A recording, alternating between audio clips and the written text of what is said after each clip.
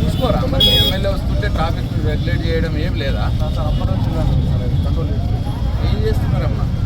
For the first time last 10 years it is being happened now.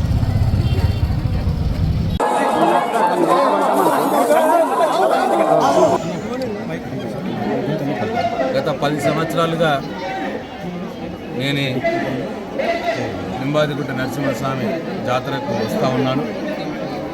అంతకుముందు కూడా ఒక భక్తుడిగా వచ్చాను.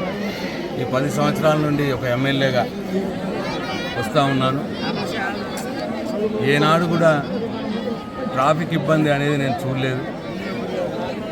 కానీ ఈసారి నా కారుని, నా కాన్వాయ్ని 2 కిలోమీటర్ల దూరంలోనే ట్రాఫిక్ మొత్తం జామ్ అయ్యేటట్టు చేసి నేను అక్కడ 2 కిలోమీటర్ల దూరం నుంచే నడుచుకుంటూ వస్తే, లేదు వెను తిరిగిపోతే ఈ నరసింహస్వామి దర్శనానికి రాకూడదు అనే కుట్రతోటి మరి వాళ్ళు చేయడం చాలా బాధాకరం. చాలా అంటే చాలా బాధాకరం. నేను ఈ లక్ష్మీనరసింహస్వామి గుడికి అనేక రకాలుగా ఈ అభివృద్ధికి పనిచేసినటువంటి వ్యక్తిని నేను.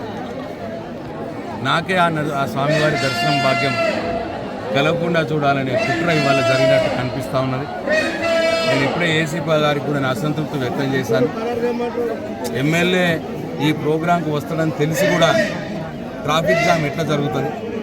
మరి ఆ ట్రాఫిక్ జామ్ కూడా నేను ఎమ్మెల్యే కాకుండా మొదలు మొత్తం సింగిల్ రోడ్ ఉండేది, నేను డబుల్ రోడ్ చేయించాను. ఆ డబుల్ రోడ్లో ట్రాఫిక్ జామ్ ఎట్లా జరుగుతుంది? మరి కింద నుంచో 1.5 కిలోమీటర్ 4 లైన్ రోడ్ చేయించాను.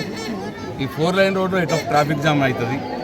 మరి ఇవన్నిటి వెనకాల ఎవరి హస్తం ఉన్నది? ఇది చాలా అన్యాయం. నేను ఈ భీమ్గల్ పోలీసుల మీద, భీమ్గల్ సిఐ గారి మీద, ఎస్ఐ గారి మీద వెంటనే విచారణ చేపట్టాలని చెప్పి నేను ఏసీపీ గారికి, ఈ జిల్లా సిపి గారికి కూడా నేను కోరుతా ఉన్నాను. ఒక ఎమ్మెల్యేని తన నియోజకవర్గంలో తను అత్యంత భక్తి శ్రద్ధలతో పూజించే కొలిచే ఆ నరసింహస్వామి జాతర రోజు ఆయన దర్శనం నాకు కలగకుండా చేయడంలో ట్రాఫిక్ జామ్ చేసి కుట్ర చేయడం చాలా బాధాకరం. దీని మీద వెంటనే మరి ఏసీపీ గారు విచారణ చేపట్టి మరి నాకు తెలియజేయాలని చెప్పి నేను మీడియా ముఖంగా కూడా తెలియజేస్తా ఉన్నాను. ఆయనకు కూడా నేను ఉత్తర రూపంలో కూడా నేను అధికారులకు కూడా తెలియజేస్తాను. సిపి గారికి నేను లెటర్ రాస్తాను, అవసరం వస్తే డీజీపీ గారికి కూడా లెటర్ రాస్తాను. ఇది చాలా ఎమ్మెల్యేని 2.5 కిలోమీటర్లు ఇవాళ నేను నడుచుకుంటూ రావడం జరిగింది. 2.5 కిలోమీటర్లు ఎక్కడైతే కార్లు అలోడ్ ఉండేనో అక్కడ కూడా నేను నడుచుకుంటూ రావడం జరిగింది. ప్రజలందరూ కూడా చూసినారు. మరి దీని వెనకాల ఏం పైశాచిక ఆనందమో నాకు అర్థం కాదు. దీంతో ఎవరికేం వస్తుందో నాకు అర్థం కాదు. ఒకవేళ నన్ను లక్ష్మీ నరసింహస్వామిని చూడనీయకుండా నన్ను అడ్డుకుంటే నా మదిలో, నా గుండెల్లో లక్ష్మీ నరసింహస్వామి ఉంటాడు. నేను ఎక్కడి నుంచో లక్ష్మీ నరసింహస్వామిని నేను పూజించుకోగలుగుతా. ఇది చాలా అన్యాయం. వెంటనే దీని మీద విచారణ చేపట్టాలని చెప్పి నేను కలెక్టర్ గారు కూడా లెటర్ రాస్తాను. Thank you.